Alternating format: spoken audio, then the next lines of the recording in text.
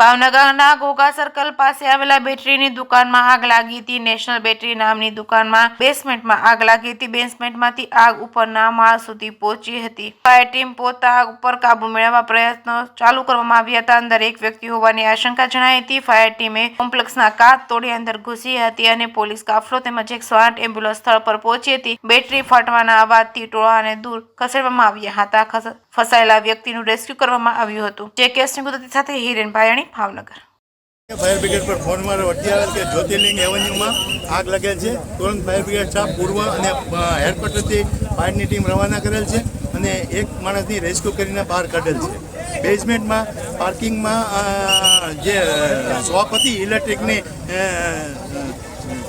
સ્કૂટરો હતા એને પાર્કિંગ કરેલું હતું અને ત્યાં ધંધો ચાલુ હતો, વેપાર ચાલુ હતો। શોર્ટ સર્કિટના કારણે આગ લાગેલી હોય એવું લાગે છે। ઓકે, ફાયર સેફ્ટીના સાધનો હતા કે નહીં? ફાયર સેફ્ટીના સાધનો છે કે નહીં તપાસનો વિષય।